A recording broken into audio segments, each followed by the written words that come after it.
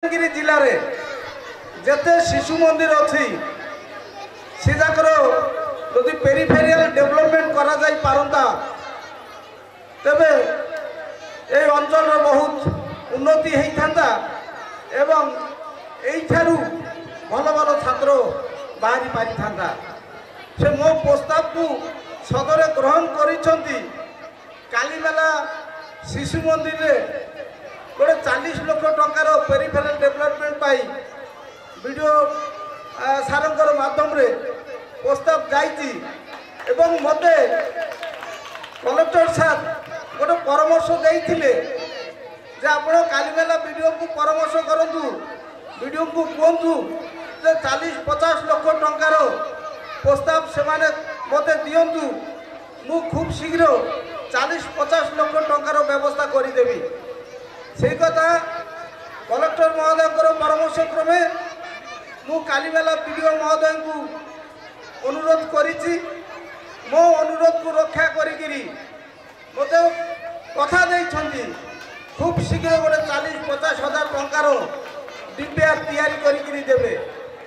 ତ ମୁଁ ଆଶା କରୁଛି ଯଦି 40-50 ଲକ୍ଷ ଟଙ୍କାର ডিপিআর ଆମର ହେଇଯିବ, ବିଲ୍ଡିଂ ତିଆରି ହେଇଯିବ, ପେରିଫେରାଲ ଡେଭଲପମେଣ୍ଟ ହେବ, ସବୁ କ୍ଲାସରେ ଚେୟାର ଲାଗିବ, ଆପଣଙ୍କର କମ୍ପ୍ୟୁଟର କ୍ଲାସ ସବୁ ହେବ, ଲାଇବ୍ରେରୀ ହେବ, କୌଣସି ବିଲ୍ଡିଂର ପେରିଫେରାଲ ଡେଭଲପମେଣ୍ଟ ହେବା ପାଇଁ କୌଣସି ଅସୁବିଧା ରହିବ ନାହିଁ। ଖାଲି ଗୋଟେ ଅନୁରୋଧ, କିଛି କିଛି ବାପା ମା ମାନେ ସେମାନେ ଭାବୁଛନ୍ତି ଯେ ମୋ ପିଲା ଯଦି ଇଂଲିଶ ସ୍କୁଲରେ ପାଠ ପଢ଼ିବେ ସେ ଭଲ ମନୁଷ୍ୟଟିଏ ହେବ। ଆପଣମାନେ ଭଲ ଭାବରେ ଜାଣିଛନ୍ତି ଯେତେବେଳେ ଇଂରେଜ ମାନେ ଆମ ଦେଶକୁ ଶାସନ କରିବା ପାଇଁ ଆସିଥିଲେ ବେ ଆମ ଦେଶକୁ ଶାସନ କରୁଥିଲେ, ସେମାନେ ବଡ଼ ବଡ଼ ଅଫିସର ମାନେ ହିଁ ଖାଲି ଆସିଥିଲେ। ସେମାନଙ୍କୁ ଦରକାର ଥିଲା କିରାଣୀ ଚାକିରି କରିବା ପାଇଁ, କ୍ଲର୍କ ଚାକିରି କ୍ଲର୍କ ଦରକାର ଥିଲା। ତେଣୁ ସେମାନେ ପ୍ଲଟ୍ ତିଆରି କରିବା ପାଇଁ ସବୁ ଜାଗାରେ ଇଂଲିଶ ମିଡ଼ିୟମ ସ୍କୁଲ ଯାକ ସବୁ କରୁଥିଲେ। ଇଂଲିଶ ସ୍କୁଲ ଗୋଟେ ବିଦେଶୀ ସ୍କୁଲ ଏବଂ ଇଂଲିଶ ଭାଷା ଗୋଟେ ବାଷ୍ଟାର୍ଡ ଭାଷା। ଇଂଲିଶ ଭାଷାର ନା ବାପା ଅଛି ନା ମା ଅଛି। କାହିଁକି ନା ଆପଣମାନେ ଗୋଟେ ଜିନିଷ ଗୋଟେ ଚିନ୍ତା କରନ୍ତୁ, ରାଇଟ୍ RIGHT ରାଇଟ୍, ଆପଣମାନେ କ'ଣ ତାକୁ ମନରେ ଭାବିବେ? ରିଘାଟ। କହିଲା ବେଳକୁ କ'ଣ ଲେଖିବେ? କହିଲା ବେଳକୁ କହିବେ ରାଇଟ୍, ଲେଖିଲା ବେଳକୁ ଲେଖିବେ RIGHT। ତେଣୁ ଏ ଇଂରାଜୀ ଭାଷା ଆମକୁ କେବେ ବି ସୁମଣିଷ ସୁନାଗରିକ କରିପାରିବ ନାହିଁ। ଗୋଟିଏ ମାତ୍ର ଭାରତବର୍ଷରେ ଗୋଟିଏ ମାତ୍ର ଅନୁଷ୍ଠାନ ଅଛି, ସରସ୍ୱତୀ ଶିଶୁ ବିଦ୍ୟା ମନ୍ଦିର, ଯାହାକି ସାରା ଭାରତବର୍ଷରେ ନାଁ କରି ଚାଲିଛି।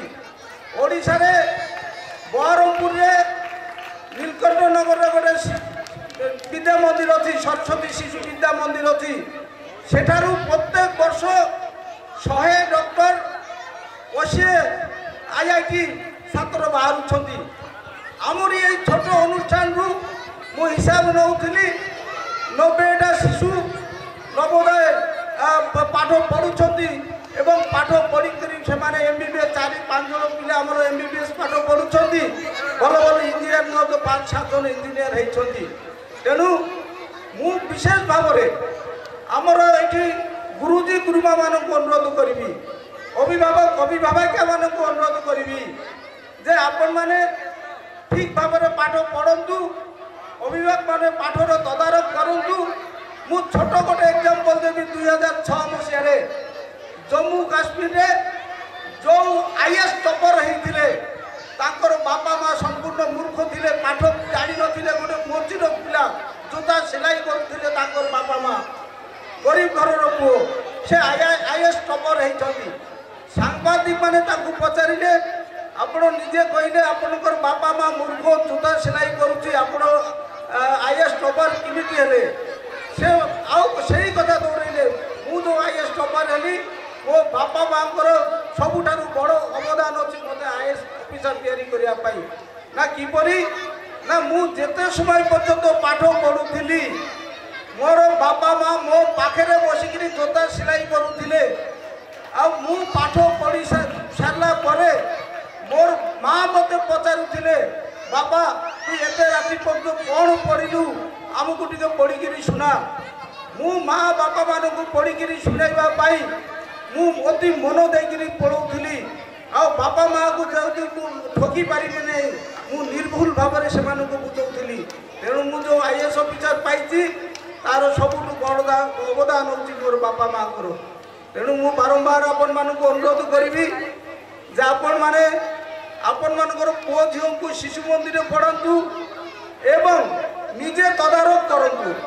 ମୋ ପିଲା ଆଜି ସ୍କୁଲକୁ ଯାଇଥିଲେ କ'ଣ ସେ ପଢ଼େଇଛନ୍ତି, କେଉଁ କେଉଁ ସବଜେକ୍ଟରେ ସେ ଆଜି ପଢ଼ା ହେଲା ତାର ସବୁ ତଦାରଖ କରନ୍ତୁ। ଯଦି ବା ଆପଣ ତାକୁ ପଢ଼ିପାରିବେ ନାହିଁ ତଥାପି ପିଲାକୁ ଯଦି କହିବେ କ'ଣ ପଢ଼ିକିରି ଆସୁଛୁ ମୋତେ ଟିକେ ବୁଝା, ସେ ବାଧ୍ୟ ହେଇକିରି ତା ପରଦିନ ଆପଣଙ୍କୁ ପ୍ରିପେୟାର ହେଇକି ବୁଝାଇବା ପାଇଁ ଚେଷ୍ଟା କରିବ। ତ ମୋର ଏତିକି କହିବାର ଥିଲା। ଆପଣମାନେ ଗୁରୁଜୀ ଗୁରୁମା ମାନେ ପିଲାମାନେ ଏବେ ସମୟ ଆସିଛି ଘର ଘରକୁ ଯାଇକିରି ମାନେ ପାରିବାରିକ ସମ୍ପର୍କ ସ୍ଥାପନ କରନ୍ତୁ ଏବଂ ସରକାରୀ ନିୟମ ପ୍ରକାରେ 3 କ୍ଲାସ୍ରେ ଯେଉଁ ପିଲାମାନେ ଆଡ଼ମିସନ୍ ହେବେ ଅରୁଣ ଉଦୟ ଆଉ କ'ଣ ଗୋଟେ ଅଛି ସେଇ ସବୁ କ୍ଲାସ୍ ପାଇଁ ପିଲାମାନଙ୍କୁ ଆଣନ୍ତୁ। ମୁଁ ଆପଣମାନଙ୍କୁ ଭରସା ଦେଉଛି ଯଦି ଆମର 8 କ୍ଲାସ୍ରେ ଯଦି 30 ଛାତ୍ର ଆପଣମାନେ ଆମକୁ ଦେଖାଇ ପାରିବେ ମୁଁ ତା ପର ବର୍ଷ 9, 10 ଖୋଲିଦେବି। ମୋତେ ଏତିକି କହିବାର ଥିଲା।